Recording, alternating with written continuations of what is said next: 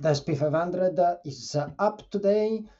Nvidia slightly up, together with Apple, Microsoft had a huge gain, 4.8%. So we can say that everything, the top stocks in the S&P 500 are up. So if we have a look to the to the valuation, to the intrinsic value, Nvidia is rising today, and the stock start to be like hugely overvalued. So Nvidia is overvalued by 18%, nearly 19% altogether, with Apple, Amazon, and Google. Google is hugely overvalued now. Not to mention Tesla, that is overvalued by 88%. If you have a look to the Nvidia chart, this is like the daily chart. So with the actual candle of today, this is the daily chart. So it crossed the 200 SMA, and it crossed as well the upper Bollinger Band. The RSI is nearly overbought, and even the MACD is clearly bullish. So Nvidia is really overvalued now. So if we check Apple, Apple is the same. So the today's candle is above the 200 SMA, and it crossed the upper Bollinger Band, and is not the RSI is not oversold, overbought yet, but is pointing in that direction. The only stock that is hugely undervalued today, a tech stock, is Salesforce. Salesforce is 42% distant from the 52-week high, and is undervalued by 34%. This is the consensus upside, but it's not. This can change, so it's not really a reliable data.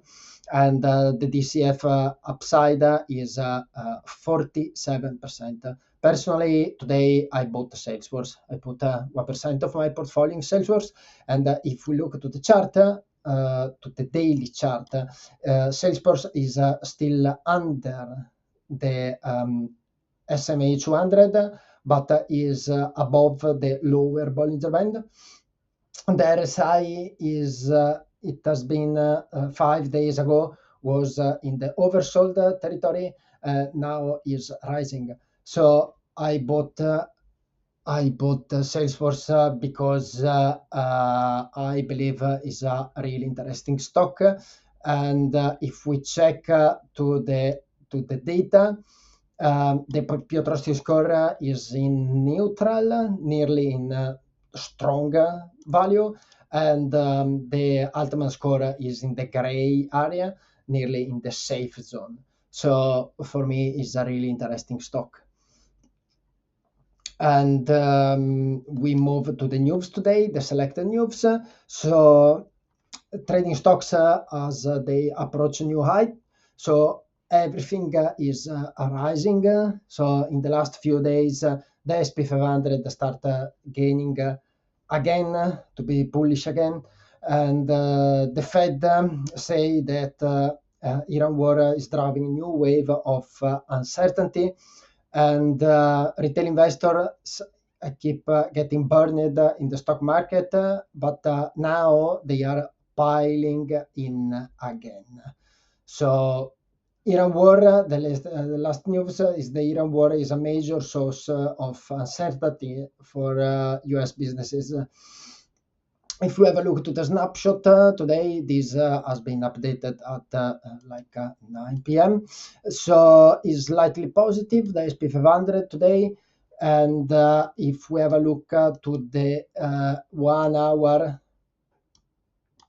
candles chart, so as we can see in the last 15 days, the S&P 500 move from the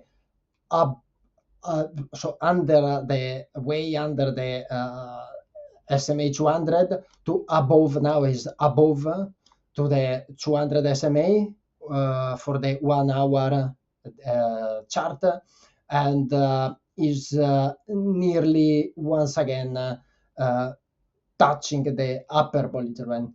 The RSI is in the overbought territory, is at 80, 87, so is really in the overbought territory. And the MACD is still in the green part, but is I think is maybe consolidating, is in a consolidating phase. And if we move to the earnings, these are like the upcoming earnings. So Robinhood, Tesla, Coca-Cola, United Health, and Intel. Even Boeing is an interesting stock, often undervalued. If we move to the recent earnings, so these are only symbols reported within the last 13 days.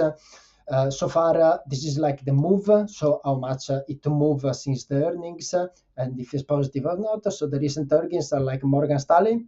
Morgan Stanley is rising today. Bank of America, ASML, this is involved in the lithography, so in the tech sector, and is falling today. The revenue, the EPS and the revenue has been beaten by quite a lot, and but the market had like a negative reaction due to tariff and the situation with Trump and China. Another mention is the JP Morgan case, beat the estimates, both the EPS and the revenue, but the market had like a negative reaction, so is down 2.5%. Johnson & Johnson beat the earnings and is slightly up altogether with Goldman Sachs. If we check the ETF flow, another positive flow, this is like the daily ETF activity. So today they have been like 11 sells and 83 net buys. If we have a look at what funds are buying in the like dynamic ETF, so 2 funds bought Nvidia, even if Nvidia is really high now. Microsoft, but Belt, so BlackRock sold Microsoft and Broadcom, but 2 funds bought Microsoft and Broadcom, and then Applied Material, Meta, General Electric, Eli Lilly, and British American Tobacco all together with Starbucks and Apple. And if we have a look to Lilly, because I had like a request to have like a quick look to Eli Lilly. Eli Lilly, it has been like in the oversold territory according to the 1 hour chart, and is still overvalued.